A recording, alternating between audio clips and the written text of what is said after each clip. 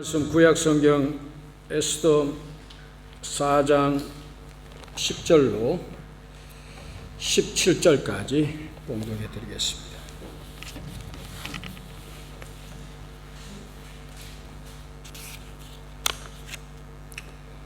에스더가 하닥에게 이르되 너는 모르드게에게 전하기를 왕의 신하들과 왕의 각 지방 백성이 다 알거니와 남녀를 막론하고 부름을 받지 아니하고 안뜰에 들어가서 왕에게 나가면 오직 죽이는 법이요 왕이 그 자에게 금 규를 내밀어야 살 것이라.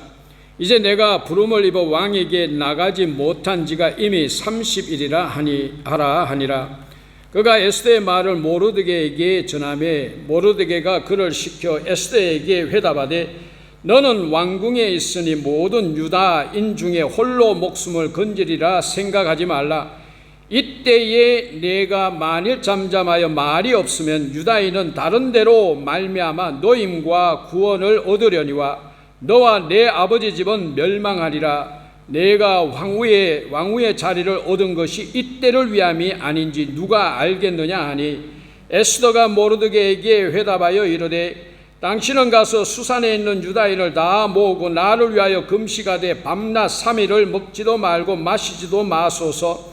나도 나의 시녀와 더불어 이렇게 금식한 후에 규례를 어기고 왕에게 나아가리니 죽으면 죽으리라 하니라. 모르드게가 가서 에스더가 명령한 대로 다 행하니라.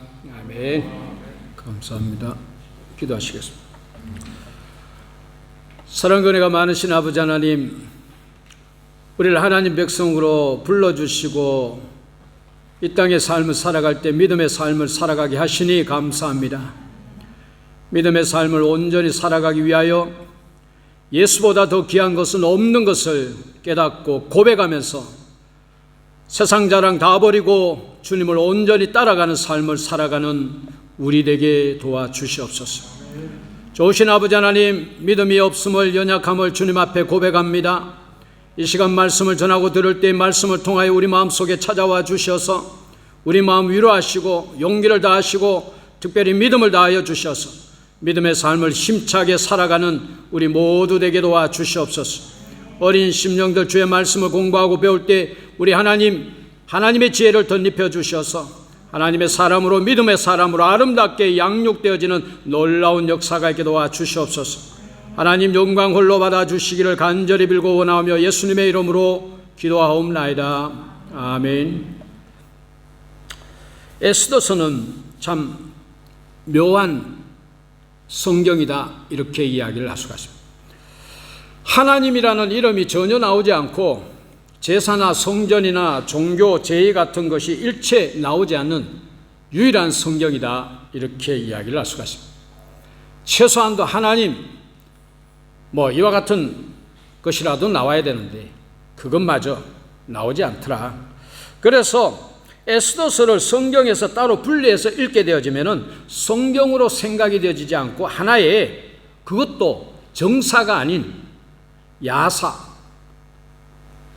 뒤로 흘러내려오는 그런 야사 이야기로만 느껴지는 책입니다.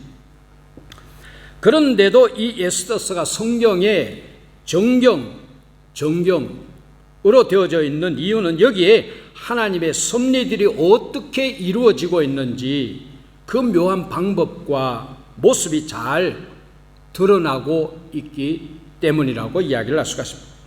보이지 않는 가운데 역사하시는 하나님의 섭리를 너무나 잘 나타내 보이는 성경이 에스더서이더라는 이야기죠.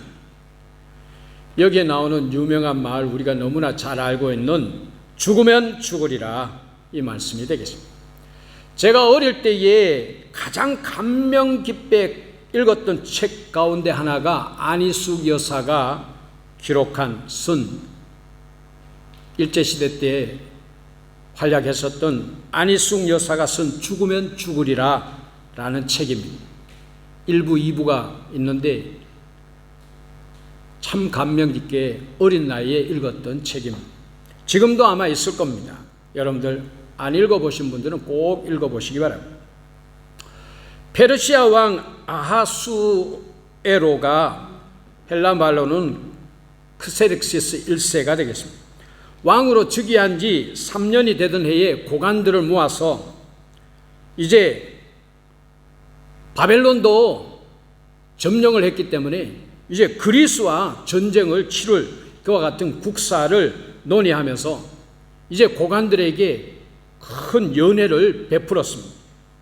이 연회에서 크세르크세스 왕은 술이 얼근이 취한 가운데 갑자기 자기 아름다운 왕비, 그 왕비의 미모를 한번 자랑해보고 싶은 그런 마음이 생겼습니다. 그래서 신하에게 명해서 왕비가 그 연회 자리에 아름답게 치장하고는 나오도록 그렇게 지시를 했습니다. 그러자 이 왕후가 와스디가 이 명을 거절합니다. 제대로 된 명이라면 거절할 리가 없는데 와스디는 자기가 나갈 자리도 아닌데 왕이 술이 취해가지고 괜히 쓸데없는 짓을 하는 것으로 생각을 했기 때문에 거절을 했던 거죠.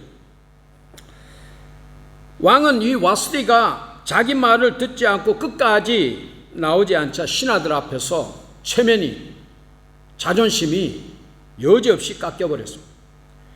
이 일이 그런데 엄청난 파장을 일으키면서 결국은 이 와스디가 왕비에서 폐위되고 말았습니다.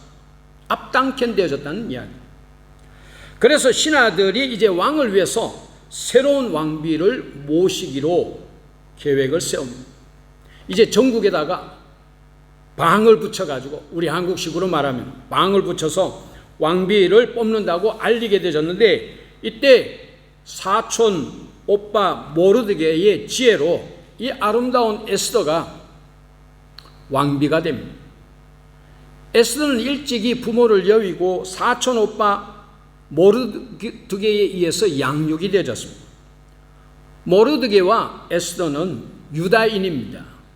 모르드게와 에스더의 부모들은 바벨론 느부갓네살 왕 때에 많은 유대인들과 함께 포로로 잡혀와서는 바벨론 포로로 잡혀와서는 살게 되었는데 바벨론이 페르시아에게 점령당한 후에도 말하자면 되돌아가지 않고 거기에 그냥 남아서 살게 되었습니다. 포로 기환이 있었는데 이 에스더 가족은 돌아가지 않았다는 이야기죠. 에스더는 이런 포로 생활 가운데 태어났던 사람이 되겠습니다. 이때 하만이라는 자가 왕에 의해서 새롭게 총리 대신으로 뽑혀서 등장을 합니다. 왕은 하만의 권위를 높여주면서 모든 신하들이 하만에게 왕에게 하듯이 꿇어 엎드려 절을 하도록 만들었습니다. 그래서 모든 사람이 하만 앞에서 꿇어 엎드려 절을 하는데 모르드게만은 나는 유다인인 거로 절을 할 수가 없다. 하나님을 섬기는 자가 그렇게 엎드려서 무릎을 꿇고 절을 할 수 없다라고 거부를 합니다. 이것이 하만의 마음을 건드렸습니다. 권위의 손상을 입었던 이 하만은 크게 분노하고 그래서는 이 페르시아에 남아있는 이 히브리인들을 전부 다 죽여버릴 그와 같은 계획을 세웁니다. 대학살 계획을 세운다는 이야기. 이 대학살을 위해서 날을 정하는데 제비를 뽑아서 그 날을 정했습니다. 이 날이 나중에 부림 절기가 되어집니다. 이제 그날까지 앞으로 11개월이라는 시간이 남았습니다. 큰일 났습니다. 위기에 처한 이 모르드게는 사촌 여동생인 왕비 에스더로 하여금 왕에게 나아가서 이 일을 잘 중재하도록 그렇게 부탁을 합니다. 그러나 이 에스더는 왕의 부름을 받지 않은 가운데, 왕이 부르지 않는 가운데 왕에게 나아갔다가는 죽게 되어진다고 이 왕궁법을 설명을 해줍니다. 모르드게는 에스더에게 이때에 네가 만일 잠잠하여 말이 없으면 유다인은 다른 데로 말미암아 노임과 구원을 얻으려니와 너와 내 아비 집은 멸망하리라. 네가 왕위의 위를 얻은 것이 이때를 위함인지 누가 알겠느냐. 굉장히 중요한 말씀이요, 깊은 교리가 담겨있는 말씀이라고 생각할 수가 있습니다. 하나님의 섭리와 에스더의 사명에 관해서 일러주는 그와 같은 말씀입니다. 이 말을 듣고 에스더는 전 유다인으로 하여금 3일 동안 금식하도록 하고는 자신은 죽으면 죽으리라 각오를 가지고 왕에게 나아갑니다. 에스더가 죽으면 죽으리라 하면서 죽음을 각오하고 왕에게 나아갔는데 왕은 놀랍게도 예상외로 자신을 아주 부드럽게 맞이해 주면서 왜 왔느냐고 묻습니다. 에스더는 이런 왕에게 자신이 왕을 위해서 큰 잔치를 베풀어 놓고 모시러 왔다고 그렇게 이야기를 합니다. 이 잔치의 총리 되신 데는 하만과 함께 참석해 주시면 너무나 영광이겠고 감사하겠습니다. 이렇게 이야기를 합니다. 왕이 하만을 즉시 불러서 잔치에 함께 참여하도록 그렇게 지시를 합니다. 이제 잔치 둘째 날이 되어졌습니다.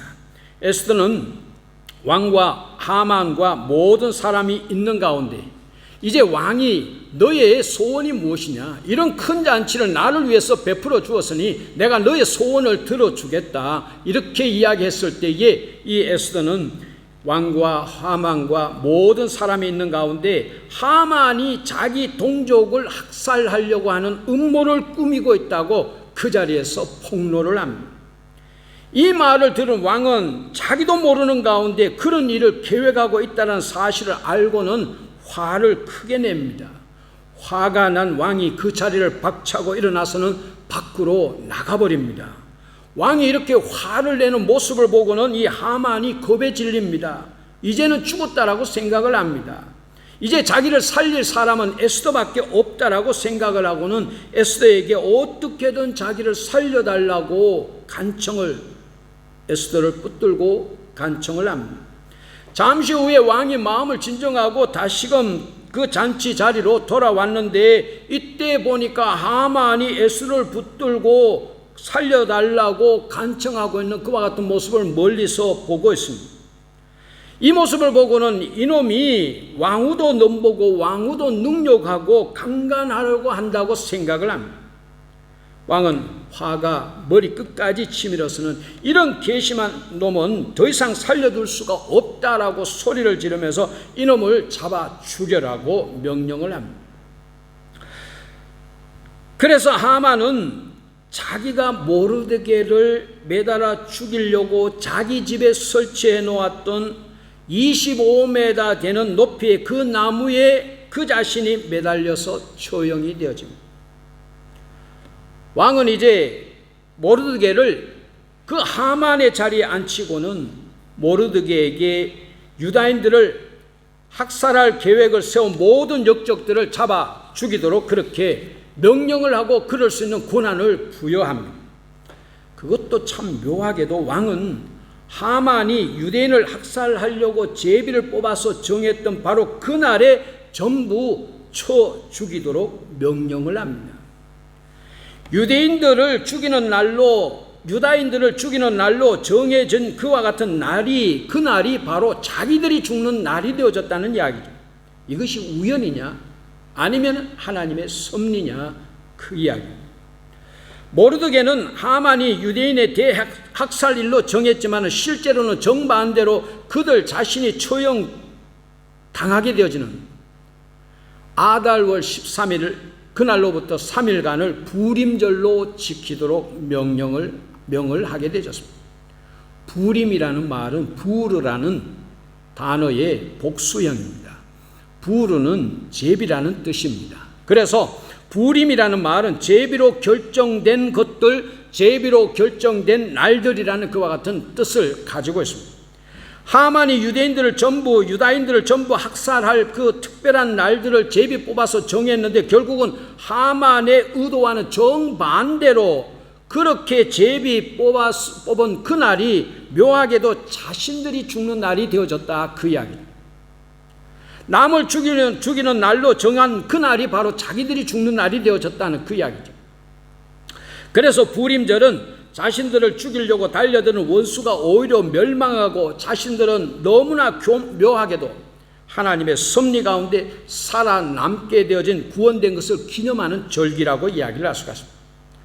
부림절은 유대인들의 이스라엘 백성의 3대 절기 속에는 들어가 않지만 6월절과 77절과 초막절 이 세 절기에 들은 것은 아니지만 하나님의 구원의 섭리를 아주 명확하게 일깨워주는 아주 중요한 그와 같은 절기로서 지금도 유대인들은 철저하게 그 절기를 지키고 있습니다. 이 절기 때는 꼭 이 에스더를 읽는다고 합니다. 이 에스더서가 하나님이라는 이름이 전혀 언급되지 않았지만 그럼에도 불구하고 중요한 의미를 가지는 이유는 우연처럼 운명처럼 보이지만은 그 뒤에는 하나님의 백성들을 구원하시기 위한 하나님의 섭리가 역사하신다라는 사실을 너무나 뚜렷하게 보여주고 있기 때문입니다. 에스더서는 사탄의 세력과 하나님의 백성 간에 이루어지고 있는 영적인 투쟁을 묘사하고 있습니다. 거기에는 하나님의 섭리가 묘하게 역사해서 결국은 약한 하나님의 백성들이 승리한다는 그와 같은 이야기가 되겠습니다.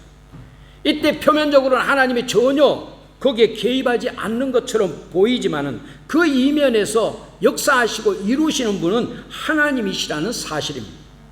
하나님의 섭리는 바로 이런 식으로 이루어진다는 이야기죠. 우리는 모르는 가운데, 우리는 그렇게 느끼지 못하는 가운데 하나님의 섭리가 이루어지고 있다는 이야기입니다. 현재도.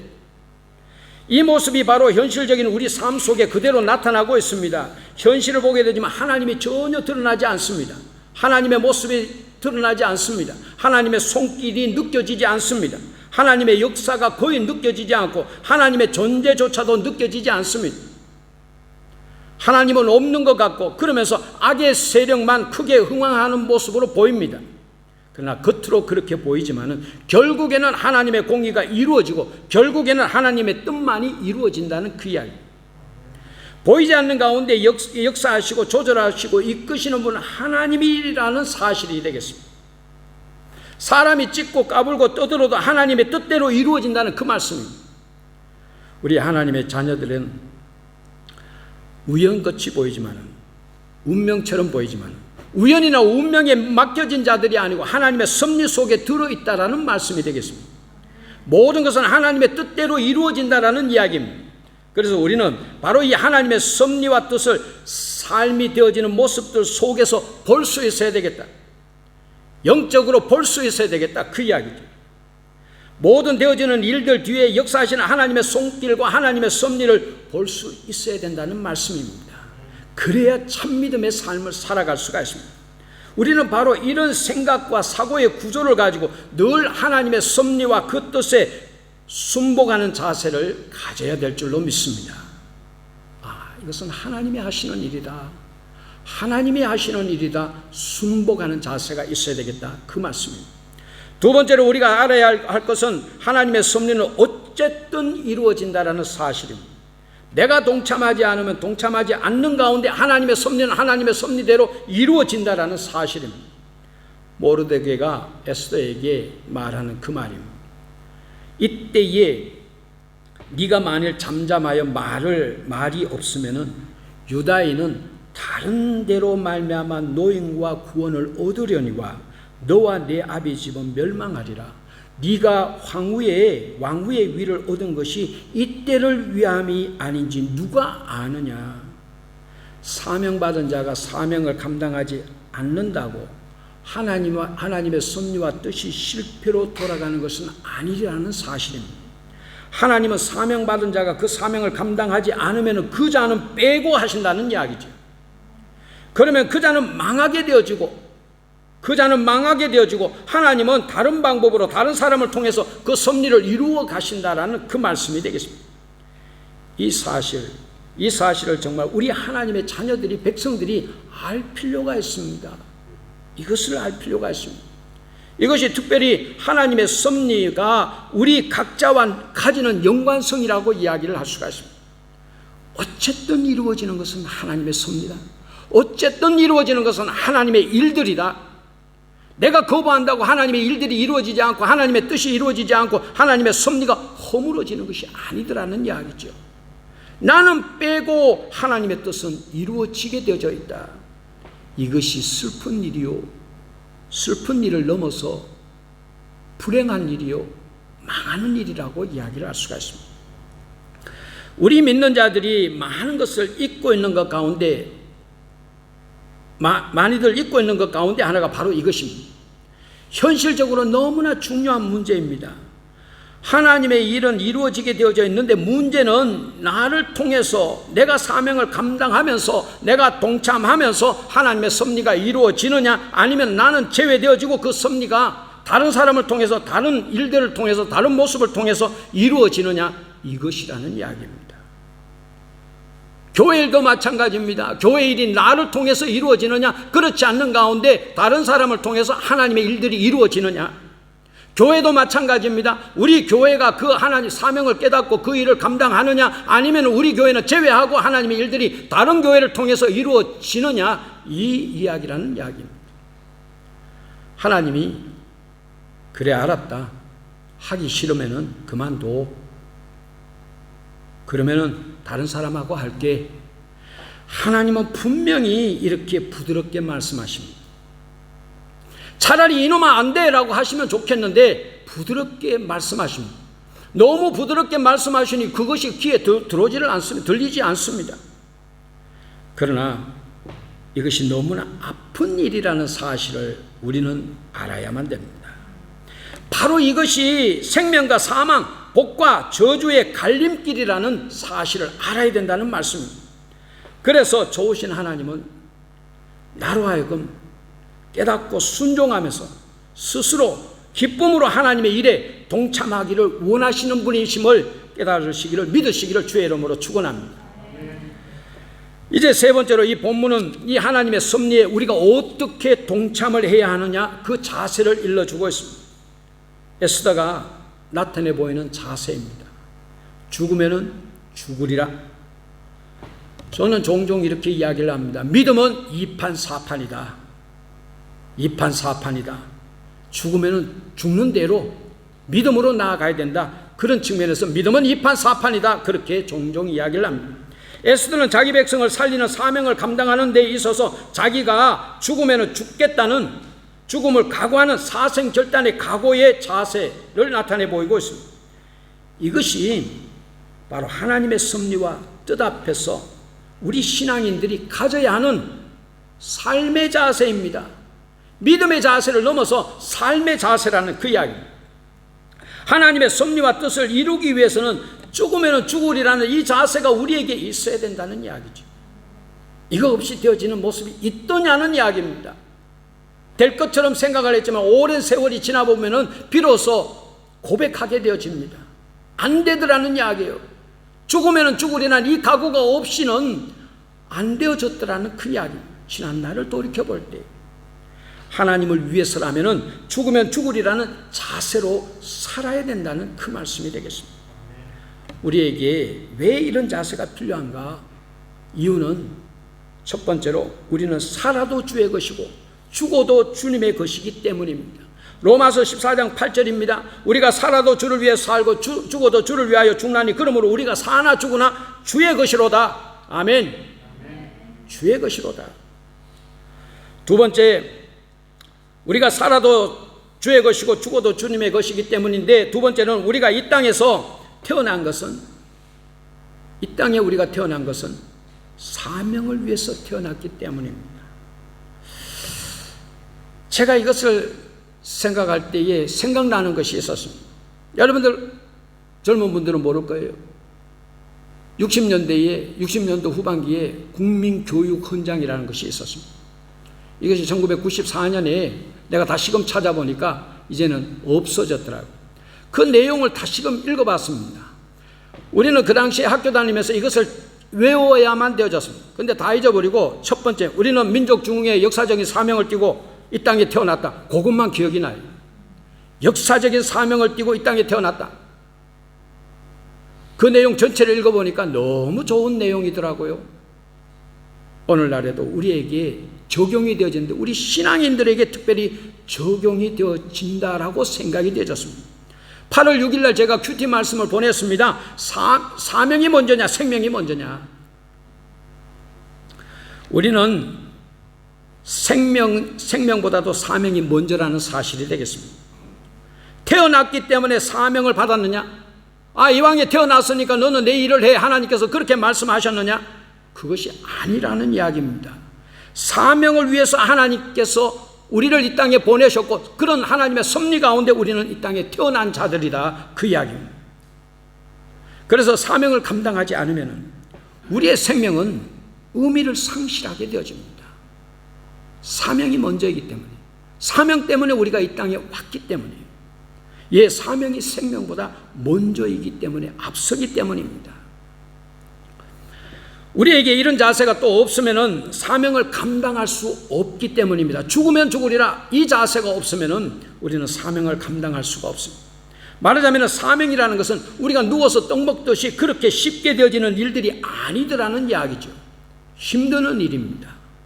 이런 핑계 저런 핑계를 갖다 대면 절대 이룰 수 없는 일들입니다. 우리에게 바로 이런 핑계들이 너무 많더라는 이야기입니다. 이해됩니다. 삶이 그러니 이해가 됩니다. 삶이 바쁘니 이해가 충분히 되지요. 그러나 그 순간 사명을 감당하지 못하게 되어지고, 그것 때문에 우리가 이 땅에 왔는데 사명을 감당하지 못하게 되어지고, 그러면 그 순간 그렇게 정신없이 쫓아다니는 그 삶도 의미가 없고, 그런 생명도 의미가 없다라는 사실을 우리는 기억해야 될 줄로 믿습니다. 전쟁에서만 우리가 죽으면 죽으리라는 각오가 필요한 것이 아니고, 우리의 삶 자체가 바로 이 각오를 요구하더라, 그 이야기죠. 우리가 세상적으로 대충 살려고 하면 필요 없습니다. 그러나 하나님의 뜻대로 살려고 마음을 먹는다면 이 각오가 꼭 필요하더라, 그 말씀입니다. 세상적인 삶이 아니고 구별된 신앙적인 삶을 살아가고, 육적인 삶을 살아가는 것이 아니고 영적인 삶을 살려고 할 때에 헛된 삶이 아니고 참믿음의 삶을 살기를 원한다면 바로 이 죽으면 죽으리라 신앙적인 각오와 자세가 우리에게 필요하더라, 믿는 자에게 필요하더라, 그 말씀입니다. 여러분 꼭 기억하시기를 바랍니다. 우리 생활 속에서, 전쟁이 아닙니다, 생활 속에서 죽으면 죽으리라는 이 각오가 없으면 우리에게 맡겨진 사명이 결단코 서지 못하더라, 사명은 쓰러진다, 사명은 없어지더라는 그 이야기입니다. 죽으면 죽으리라는 이 각오가 없으면 내 자신이 부인되지를 않습니다. 내 자신이 죽지 않으면 내 삶을 통해서 하나님의 영광도 없고 열매도 없습니다. 죽으면 죽으리라가 없으면 하나님 사랑도 안 되어지고 이웃 사랑도 되어지지 않습니다. 원수마저도 사랑, 아예 처음부터 불가능한 사실이라고 이야기할 수가 있습니다. 죽으면 죽으리라가 없으면 성령의 역사도 없고 하나님의 능력도 없고 성공적인 그와 같은 기적적인 성공도 없습니다. 우리는 늘 기억을 해야 됩니다. 죽으면 죽으리라 했을 때에 죽었나? 아닙니다. 놀랍게도 사는 역사가 나타나더라는 그 이야기입니다. 이순신 장군, 임진왜란 때 이순신 장군 무엇 때문에 한산 대첩에서 승리했습니까? 거북선 때문입니까? 아닙니다. 생적 필사요 사적 필생이다, 또는 필사즉생이요 또는 필생즉사다. 죽으려 할 때에 살게 되어지고 살려고 할 때 죽는다, 이 각오를 가지고 전투를 수행했기 때문에 이순신 장군이 이겼더라, 그 이야기입니다. 이 말을 한 사람은 제일 먼저는 예수님이요, 그 다음에 이순신 장군이 이 말을 했습니다. 생적 필사요, 살려고 할 때는 필히 죽게 되어진다. 사적 필생이다, 죽으려고 할 때는 필히 살게 되어진다. 예수님께서 마태복음 16장 25절에 말씀하셨습니다. 누구든지 제 목숨을 구원하고자 하면 잃을 것이요 누구든지 나를 위하여 제 목숨을 잃으면 찾으리라. 죽고자 하는 자는 살고 살려고 하는 자는 죽는다는 그 말씀입니다. 죽으면 죽으리라, 안 죽습니다. 삽니다. 놀랍게 사는 역사가 있을 줄로 믿습니다. 말씀을 마칩니다. 모든 것은 하나님의 섭리 가운데 되어집니다. 그 하나님의 섭리 속에 우리의 사명이, 내 사명이 들어있습니다. 하나님의 섭리 속에. 여러분의 지금의 모든 모습은 하나님의 섭리 속에 들어있습니다. 하나님의 섭리를 위해서 지금의 모습이 있다는 그 이야기입니다. 지금 이미 하나님의 섭리가 이루어지고 있다는 그 이야기가 되겠습니다. 모르드게가 에스더에게 네가 지금을 위하여 왕비가 된 것이 아니겠느냐, 그 말씀이 바로 이 말씀입니다. 또 이 하나님의 섭리는 어쨌든 이루어지는 섭리입니다. 모르드게가 한 말처럼 네가 안 하면 다른 사람을 통해서도 이루어진다는 그 이야기입니다. 내가 내 사명을 감당하지 않으면 하나님의 일들이 그냥 없어지는 것이 아니고 다른 사람을 통해서, 다른 사람을 사용해서라도 이루어지는 하나님이시요 하나님의 섭리라는 그 말씀입니다. 어쨌든 이루어지게 되어지는 이 하나님의 섭리, 내 사명을 감당하면서 내 자신이 동참되어지면서 하나님의 섭리가 이루어지는 모습이 있어야 될 줄로 믿습니다. 나의 사명으로 하나님의 뜻과 섭리에 동참하는 우리 신앙인들의 자세는, 삶의 자세는 죽으면 죽으리라 인 줄로 믿습니다. 이 자세를 가지고 살아갈 때에 내 삶을 통해서 사명을 감당하게 되지고 내 삶을 통해서 하나님의 섭리가 아름답게 이루어질 줄로 믿습니다. 죽으면 죽으리라는 이와 같은 각오로 삶을 살아갈 때에 죽음이 아니라 생명으로, 저주가 아니라 축복으로 바뀌어지는 기적을 체험하게 될 줄로 믿습니다. 죽으면 죽으리라는 이것을 통해서, 이 각오를 통해서 하나님의 놀라운 섭리를 삶 속에서 체험케 되어지는 저와 여러분이 될 수 있기를 주의 이름으로 축원합니다. 우리 다 한번 기도하시도록 하겠습니다. 소리를 내서 기도하시겠습니다. 우리가 하나님의 섭리 속에서 내 사명을, 내가 이 땅에 왜 왔느냐, 사명을 위해서 이 땅에 왔다라는 사실 다시 한번 새롭게 알 수 있기를 바랍니다. 그 사명을 위해서 내 생명을, 하나님께서 생명을 우리에게 허락하셨을 텐데 그 사명을 감당하는 우리가 될 수 있도록 기도하실 수 있기를 바라겠습니다. 내가 사명을 감당하지 않으면 하나님의 축복이 빼앗긴다는 사실을 기억할 수 있기를 바랍니다. 내가 사명을 감당하지 않으면 하나님께서 다른 사람을 통해서 사명을, 그 일들을 이루어 가신다는 사실을, 우리가 이 사명을 감당하기 위하여 죽으면 죽으리라는 각오를 가지고 생명 바쳐서 이 사명을 감당할 수 있기 위하여 이 시간 기도하시기를 바라겠습니다. 기도하시기를 바랍니다. 소리내서 기도하시기를 바랍니다. 간절한 심정으로 기도하시기를 바라겠습니다. 사랑과 은혜가 많으신 아버지 하나님, 하나님의 모든 일들은 하나님의 섭리 가운데 이루어지는 줄로 믿습니다. 하나님의 섭리 가운데 내 삶이 들어있으며 하나님의 섭리 가운데 내 사명이 들어있는 줄로 믿습니다. 하나님의 섭리를 깨닫고 이 섭리에 하나님의 뜻에 순복하며 순종하는 삶을 살아가는 우리 되게 도와주시옵소서. 이 내 사명을 감당하면서 내가 동참되어지면서 하나님의 일들이 아름답게 이루어지는 모습이 있게 도와주시옵소서. 나는 연약합니다. 부족합니다. 내가 그냥 내 생각으로 마음으로 이루어질 수 없는 것이 이 사명일진데 죽으면 죽으리라는 각오를 가지고 감당할 때에 참으로 놀라운 하나님의 역사가 체험되어지고 놀라운 하나님의 기적을 체험하게 되어지는 은혜가 있게 도와주시옵시기를 간절히 빌고 원하옵나이다. 죽으면 죽으리라는 각오를 가지고 사명을 감당하는 우리 성령교회 모든 성도들이 되게 하시고, 죽으면 죽으리라는 각오를 가지고 사명을 감당하는 우리 성령교회가 되게 은혜 베풀어 주시옵소서. 좋으신 아버지 하나님 감사합니다. 이 땅에 우리를 생명을 주시며 보내주신 것을 감사합니다. 알고 보니 하나님 이 땅에 보내신 것은 사명을 통해서, 사명을 위하여 이 땅에 보내신 것을 새롭게 깨닫게 되어집니다. 이 사명을 감당하기 위하여 혼신을 다하는 우리가 되게 도와주시옵소서. 이 사명을 감당함으로 말미암아 하나님의 섭리에 동참하는 자들이 되게 하시고, 이 사명을 아름답게 감당함으로 말미암아 하나님께 영광 돌리는 삶을 살아가는 우리가 되게 도와주시옵소서. 이 사명을 감당하기 위하여 죽으면 죽으리라는 각오를 가지고 사명을 감당하며 죽으면 죽으리라는 각오를 가지고 삶을, 신앙의 삶을 아름답게 살아가게 되지는 우리에게 은혜 베풀어 주시옵소서. 예수님의 이름으로 기도하옵나이다. 아멘.